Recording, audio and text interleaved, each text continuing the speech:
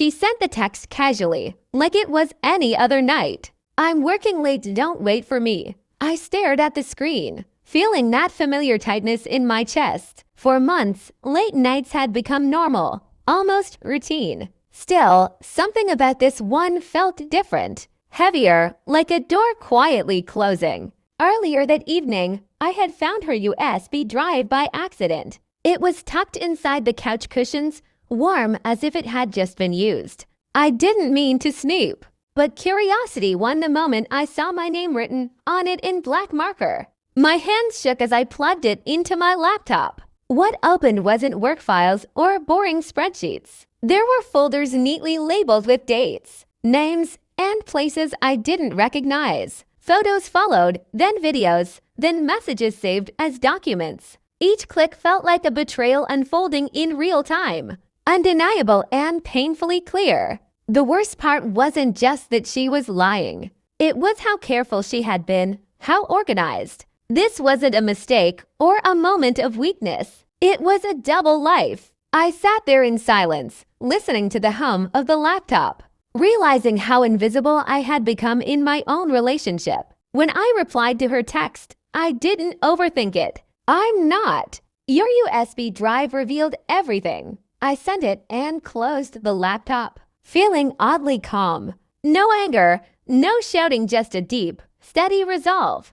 Whatever happened next, I wasn't going to beg or explain myself. Minutes passed. Then the calls started, one after another, vibrating across the table like a guilty heartbeat. I didn't answer. I already knew every excuse she was about to offer, every half-truth wrapped in fake regret. She came home earlier than usual, her confidence gone, her face pale. She tried to speak, but the words tangled in her throat. I watched her carefully, noticing how unfamiliar she suddenly seemed, like a stranger wearing someone I loved. She cried first, then denied, then blamed stress, work, even me. I listened quietly, not interrupting.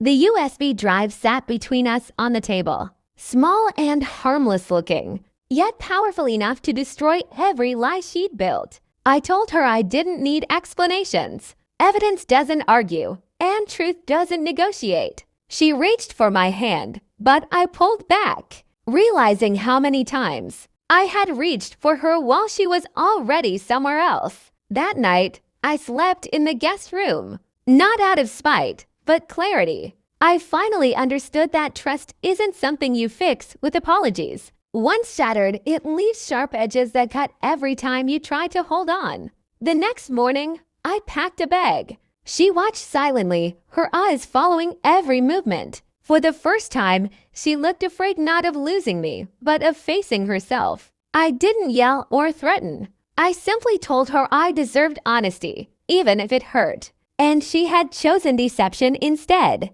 Walking out felt heavy, but staying would have been heavier.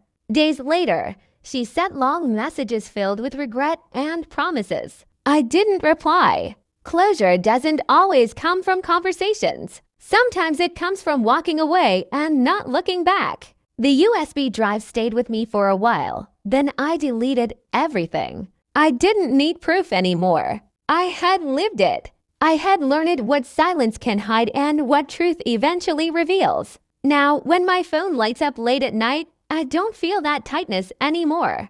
I feel free because I chose self-respect over comfort and truth over waiting for someone who was never really there.